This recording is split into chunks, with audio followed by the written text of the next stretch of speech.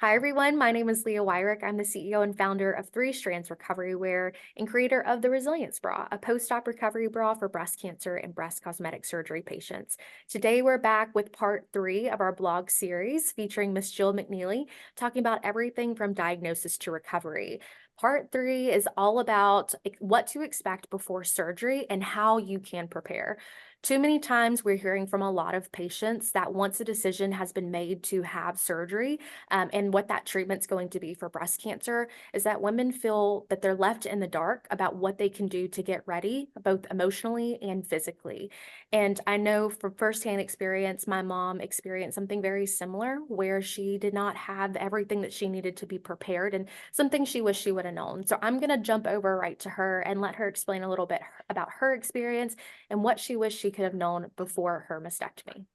Thank you, Leah. Hi, everyone. And hi, Jill. Thanks for coming back to join us again. Just as we've shared on previous episodes, Jill was my nurse navigator as I was going through determining treatment options for the type of cancer that I had.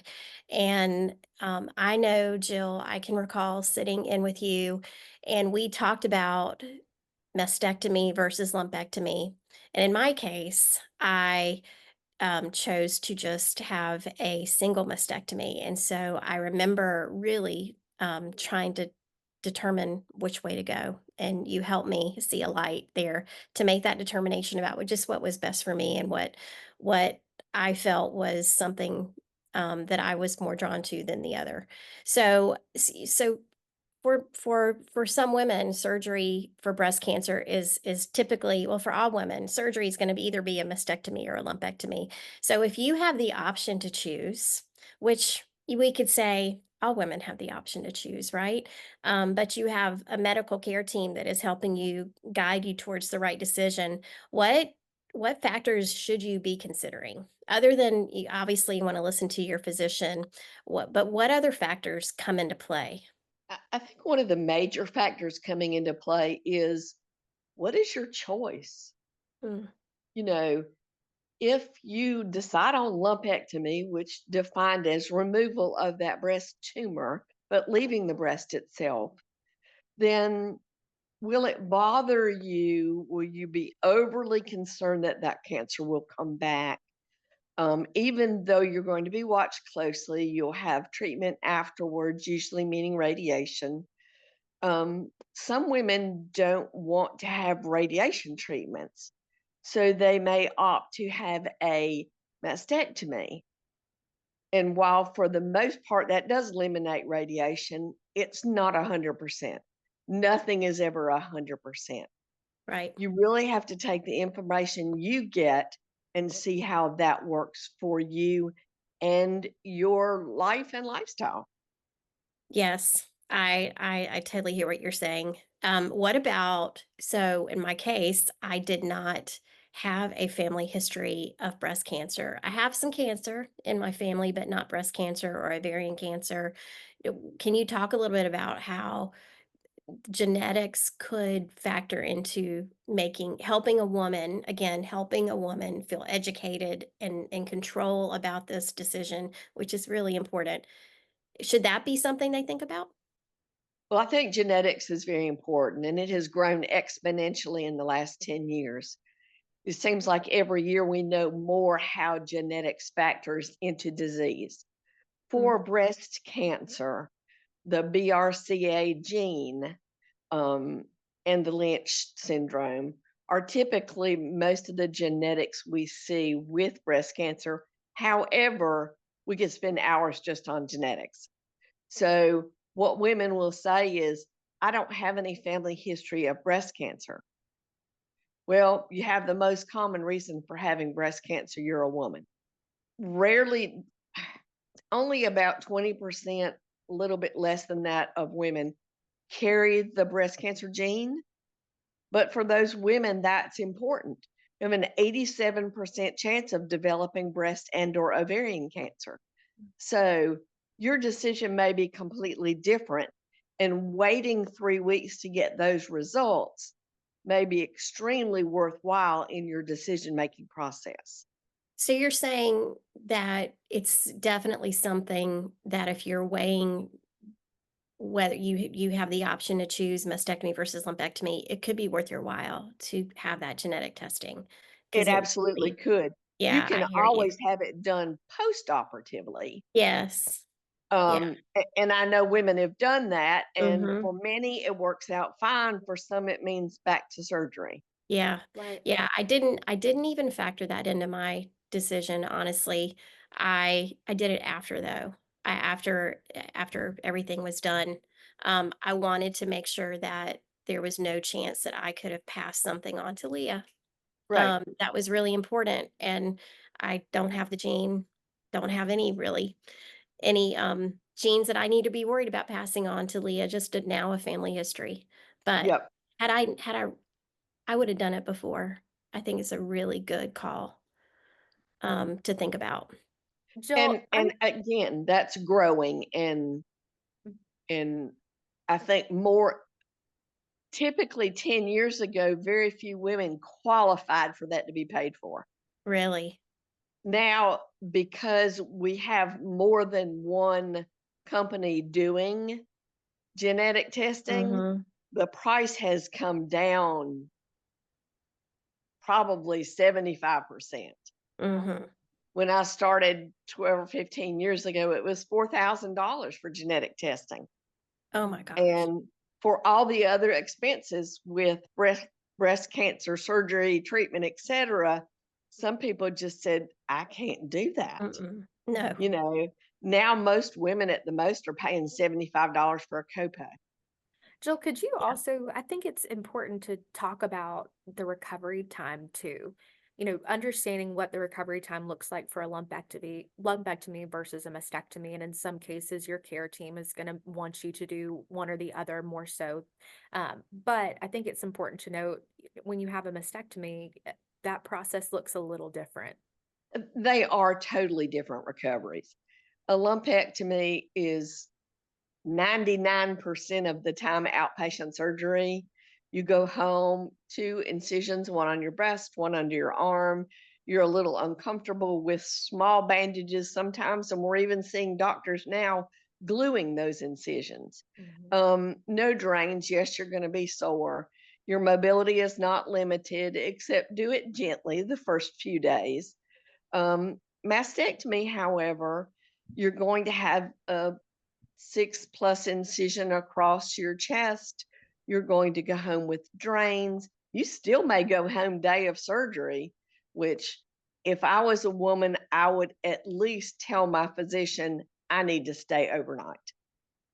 And I think that's important from a couple reasons. Pain control, make sure you know about how you will have drains, which are tubes that run across that mastectomy site that drains all the fluid off your chest from the vessels that have been severed. Um, Most of those are obviously cauterized, but you still have some drainage from lymphatic tissue, et cetera, that drains out of your chest. So you need to know how to safely, comfortably, and cleanly empty those drains. The other thing with mastectomy is that you're not going to be able to get in a bathtub. You know, you're not going to be able to take a shower. Usually, some doctors let you do that, other doctors don't. So, absolutely check with your physician. But no tub, no pool, no hot tub, no lake. Um, and I would say that for either lumpectomy or mastectomy until your stitches are out. Right. But so basically, you're gonna if you're thinking about things you want to have to make your life easier those first couple of weeks post-op, sometimes adding a handheld shower to your shower is a great thing just so you can rinse your bottom, Yes. you know. So you can lean your head back and somebody else can wash your hair. Because Right. with mastectomy, we don't want your surgical arm up over your head. Um, Shoulder out is fine, but nothing over your head. What's the reason for that? That drain that is there could pull Mm. with the movement of your arm. So the first couple of days post op, you're going to be quite sore. Again, lumpectomy less than mastectomy. My biggest thing I tell people is ice is your friend. Get an ice bag to put under your arm where your lymph nodes are removed. Take your pain medicine the first couple of nights before you go to bed. If you're not used to taking pain medicine, break that pain medicine tablet in half and take half of it. You can always take the other half, but if Mhm. it's too strong for you, you can't take the other half out of your body once you put it in there. A few days out, you may do fine with Tylenol or Advil. But again, those are things to talk with your doctors about. Make sure you have your medicines filled before surgery. Ask your doctor if you're going to have prescriptions, and make sure they're there on your bedside. Right. And I think one thing that was, I kind of have flashbacks to after mom's surgery, was whenever she had to, after her mastectomy, we had to manage her drain output. And we always had to look at the color. And that's something that the hospital will teach you about if you have drains. And I remember keeping a little notebook right beside her bed where I could measure all of the fluid that came out. We monitored the pain medicine that she was taking in. So making sure to have a little notebook handy was always helpful for my family, that we could, take to the doctor and show Dr. Roy, let him see it. And then also having as many pillows as possible for her so she could be propped up and be really comfortable, whether that's in bed or a recliner. Mom, I don't know if you have any other helpful tricks and tips that you might have from your surgery, but those are some things I remember. I'm gonna be honest, I don't.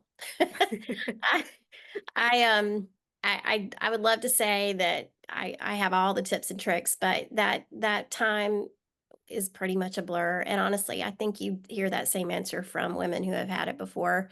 Um, it's very blurry, that time of recovery, and for good reason. And that's okay. It's okay.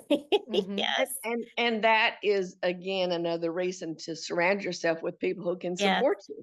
absolutely. Um, but I think, as Leah said, it's very important to write your drainage down, the amount, the time you empty it, and your pain medicine, because pain medicine makes you fuzzy. Hmm. Sometimes you couldn't tell whether you took it at 10 p.m. or 8 p.m. or, did Yeah, I take another one at 2? So yeah, always write that down. Right. And, yeah. Jill, something that, as we were talking, something that came up I thought was really important, and a question that I see a lot is if you have the choice between lumpectomy versus mastectomy, in terms of the recovery period, how long until you can go back to work? How long till you can start getting back to normal? Well, lumpectomy, I've had patients go back in 3 or 4 days. It depends on what you do for work. If you Mhm. sit at a desk and type, there's no reason, as long as your pain is controlled and you're feeling fine. And the other thing with that is, I tell all women, you can't drive until you've not had pain medicine for 24 hours. It's just not safe. Hmm. So if you're taking pain medicine, you need to stay home. But typically, women with lumpectomy can go back to work in a week. And I always try to tell people, give yourself time to recover, not only physically, but emotionally. Hmm. This is an emotional time. So, mastectomy, you don't want to go back to work with drains in.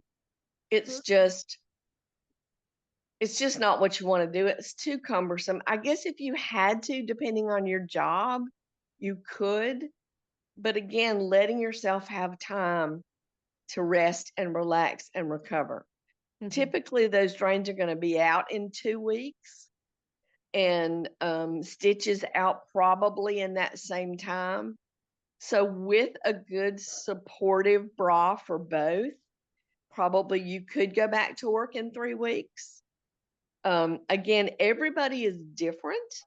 You have to listen to your body. And again, it also depends on the type of work you're doing. Yeah. If you're pulling orders in an Amazon warehouse, you're not going back for 6 to 8 weeks for a Hmm. mastectomy. If you're sitting at a desk, maybe 3 weeks. So you talked about bras a little bit. So I have a question for Jill and Leah. So one of the things that at Three Strands we see in talking to patients is one of the first things out of their mouth is like, what kind of bra should I get? What kind of bra do I need? So should as a way, since we're talking about kind of pre-surgery and what to expect, should women go get a bra? Should they have this in place before their surgery? As a navigator, I think that is ideal Mm. to How come? see. Well, so your breasts are supported. Mhm. So you're wearing something that supports. So, say in your case, Nancy, you had a single mastectomy. Mhm. In a single mastectomy, you want to support your remaining breast as well as support any kind of reconstructed breast or allow to provide compression. Um, a, a post-op bra also may have a very lightweight prosthesis in there. So if you don't have reconstruction, you can put that in and still look like a girl in your shirt. Mm. Um, and while that's not important for some people, it is very important for other people. The other thing with mastectomies is the post-op bra, like the resilience bra, has pouches for your drains. It is specifically made to help you navigate with those drains, and then those can be removed when your drains are out. Yeah, I mean, I was gonna say too, in the hospital may or may not give you a post-op bra. In many cases, they probably will. That post-op bra is gonna be equivalent to a piece of cloth, most likely, that they're gonna place on you. I recall my mom's, I remember one of the first things she said to me was when she woke up from the operating room was, "This bra looks like a straitjacket." And it was just kind of something that just to hold you there, it seemed like. So I think that's kind of where a lot of the inspiration was drawn to create a better post-op bra like the resilience bra, as well as some other things that happen post-surgery around her drains and drain management. And so what we're trying to do here is, our product might not be available on the operating table and where you live currently, but there is ways that you can go find a product like the resilience bra or a better post-op bra beforehand. If it's not at your hospital, maybe it's at your local mastectomy boutique. Typically, you can go in and get fitted for a bra before surgery. In some cases, the bra could be distributed before surgery. In most cases, it has to be distributed after surgery.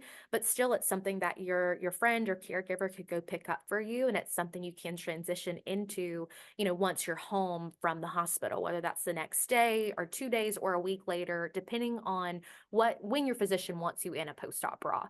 So the resilience bra itself, though, can be found at many boutique locations. You could buy it online beforehand. And as Jill mentioned, it has a lot of features here. You can see it behind me, but there's a lot of features there, especially around drain management. And when I think back to kind of the big catalyst behind why I created the product itself, is when mom was getting in bed one night after her mastectomy, she ended up putting her knee down on her drain tubing and she completely ripped it from her skin. And it gives me chills. That was what, 8, 9 years ago, and it still gives me chills to this day to think about it. And no woman should ever, ever have to go through anything like that. And whether you have drains 2 weeks to 3 weeks post-op, having a place to put those and secure them nice and orderly, I know has been really helpful for our patient population. Jill, I don't know if you have any other thoughts around anything else important to look for in a post-op bra, but I know drain management is definitely one for my family. Well, I think fit is important too. Yeah. Women often don't wear the right size bra. So going to a mastectomy boutique or a bra fitter and getting fitted for your correct size is important.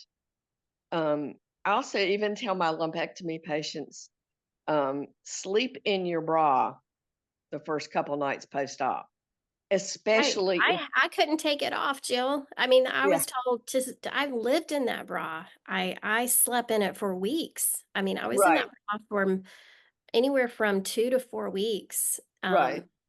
And my drain stayed in for almost 4 weeks. I think everybody's super different, but that was probably on the extreme side, but that fit part is super important because over time it can really tug at you. Yeah. So getting that comfort and what I my personal favorite part of the resilience bra is the adjustable band.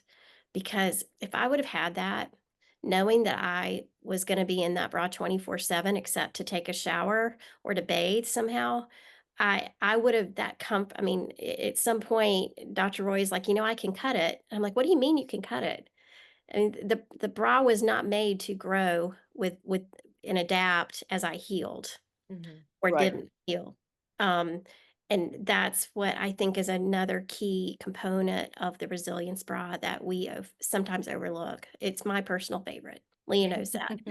Yes, having a bra that adapts with your body throughout different stages of recovery, whether that is, through a mastectomy right after post-op with drains, or that's going through expander fills, or maybe it's an implant exchange, and you may not need the drain pockets themselves, which can be popped off. The bra transitions to a sports bra. So I think it's important to talk about, and it's not only just the resilience bra itself, but just looking for something that provides that versatility for you that can grow with you, although there are not many options. I think that's really important, and it can be overlooked having a good post-op bra, and it's something I'm very passionate about. You may not think about it, and some people don't talk about it, but that's exactly the point of this podcast series, is to bring up things that people might not talk about, and having that good post-op bra right after surgery that can help support you in ways you might not know you need is a really critical piece to recovery. All right. Well, Leah, I think this has been uh, really, really, I hope, informative for people that are just uncovering their treatment and if their treatment is going to involve surgery, what they can expect. I'll turn it back over to you and you can wrap us up. Absolutely. I hope that this helped paint a better picture for what post-op is looking like if you're at this part in your journey of diagnosis and on to recovery. I want to thank Jill so much for her time and her insights. It's so, so helpful to help paint that picture for future patients. We're looking forward to our next episode where we will discuss all things post-op, especially in those first 1 to 2 weeks after surgery. Oftentimes we hear women, just like in pre-op, feel that they don't know what to expect once they wake up from surgery and head home to heal. And we're here to provide you with some more knowledge from Ms. Jill McNeely, who can help you on your healing journey. If you're interested in learning more about the resilience bra for post-op recovery, head over to www.3strandsrecoverywear.com. Or if you have any questions, please reach out to us at info@3strandsrecoverywear.com. Thank you guys. We look forward to the next episode.